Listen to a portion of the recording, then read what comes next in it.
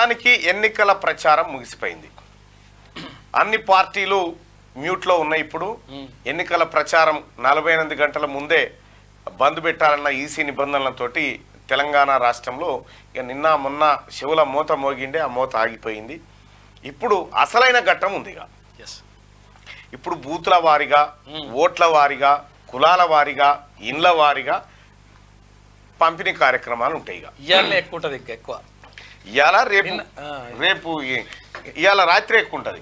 ఇవాళ రాత్రికి విపరీతంగా ఉంటుంది. దయచేసి ఆ వచ్చేటోళ్ళు పోయేటోళ్ళు ఉంటారు మన గలీల పొంట, ఆయనతో వస్తలేరు అనుకొని మీరు తలుపు దగ్గరేసి పడుకుంటే మిస్ అయిపోతారు. కొంతమంది తీసుకుంటే వాళ్ళకి చెప్తా ఉన్నాం.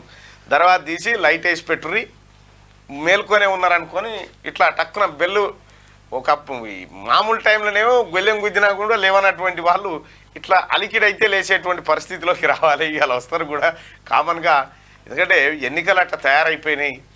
ఎంత చెప్పినా కూడా అది ఆ పరిస్థితి అట్లనే ఉంది. సో ఏదేమైనప్పటికీ ఎమ్మెల్యే ఎలక్షన్లో అందినంత మొత్తం అంతదని మీరు పొరపాటు అనుకోకండి.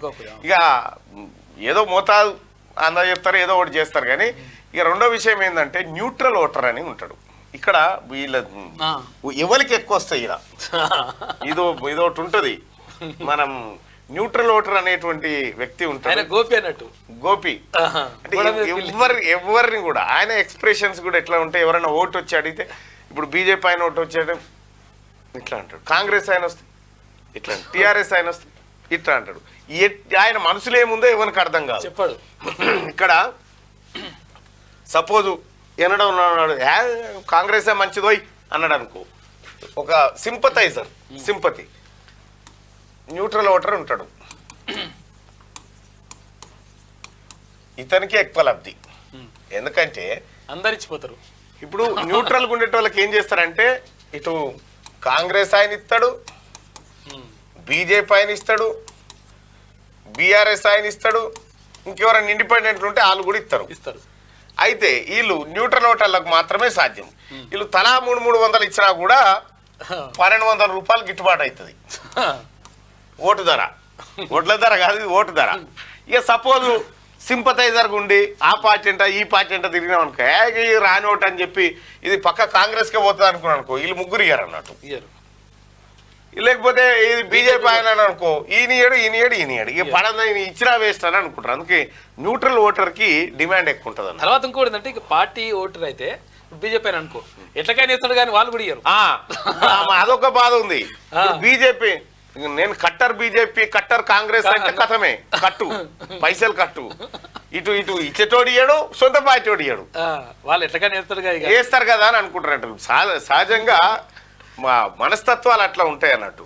ఇక మనోడైనా అనుకుంటారు. అయితే విషయం ఏంటంటే, ఎన్నికలలో ఎంత కట్టరోడైనా ఎంట తిరిగేటోనికి రాత్రి కొమ్మ కొట్టకపోతే వాడు తెల్లారంగా రానేరాడు. మన ఈ ఎన్నికలే అట్లా తగబడి మినిమం ఏదో ఒకటి వాడిని చేయాలి. ఇంటికి వాణిగా తోలకుండా ఉండాలి. మనం వేరే రకంగా తోలితే ఉంటాడు అన్నట్టు. అయితే ఇది ఈ ఓట్లలో, సాధారణ ఓట్లలో ఉంటుంది. కానీ ఈ గ్రాడ్యుయేట్ ఓట్లలో మాత్రం ఈ వ్యవహారం ఉండదు. ఎందుకంటే అంత మెచ్యూర్డ్ పీపుల్ కాబట్టి అక్కడ ఆలోచన విధానం వేరే ఉంటుంది. ఇప్పుడు ఇవాళతోటి ఈ ఎన్నికల ఏది ప్రచార ప్రక్రియ అయిపోయింది. మెయిన్ కార్యక్రమం ఉంటుంది. ఇక రాత్రి ఇవాళ చూడరు, ఏ ఊళ్ళో చూసినా కుక్కలు మొరుగుతూ ఉంటాయి. రాత్రి పూట 12-1కి మొరుగుతుంటాయి కుక్కలు అంటుంటాయి. ఎందుకు అంటుంటాయి అంటే, వీళ్ళు తిరుగుతుంటారు కదా, ఇంగ్లీళ్ళకి పైసలు పంచుతందుకు అదో ఇదో తిరుగుతూ ఉంటారు కదా, తెలియక కుక్కలు మొరుగుతూ ఉంటాయి. అయితే నిన్న కుక్కలకు కూడా అచ్చా ఎలక్షన్స్ వచ్చినాయి, కామన్గా వస్తుంటారులే అనేటువంటి యాంగిల్లోకి కుక్కలు కూడా మారిపోయినాయి. ఇక అలాగే చాలా చోట్ల కూడా ప్రజలు స్వచ్ఛందంగా ఓట్లకు అమ్ముకుంటారు. ఇక కొన్ని చోట్లనైతే రోడ్ల మీదకి ఎక్కిన ఘటనలు చూసినాం మనం. అట్లెట్లియవు మాకెందుకు ఇవ్వవు. అయితే విషయం ఏంటంటే, ఇటు కాంగ్రెస్ అయినా బీజేపీ అయినా బీఆర్ఎస్ ఇండిపెండెంట్ వీళ్ళెవ్వరు కూడా ₹1 పంచలేదు అనుకో, రూపాయి ఇవ్వకపోయినా వీళ్ళు ఓటేస్తారు.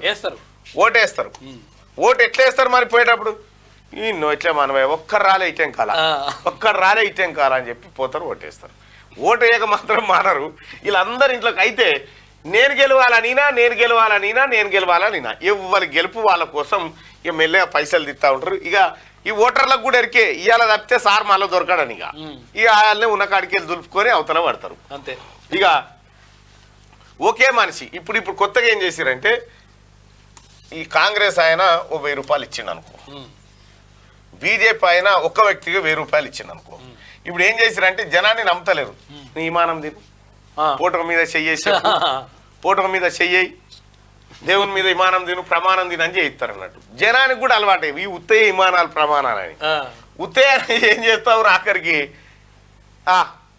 ఇవాళ అంటే నీ మీదనే అనుకుంటారు లోపల, నీ మీదనే అనుకుంటారు అన్నట్టు. అట్లా ఆ రకంగా ఈ ఎన్నికలు ఇగో ఈ తరీకాలో మోపైపోయినాయి మొత్తం తెలంగాణలో.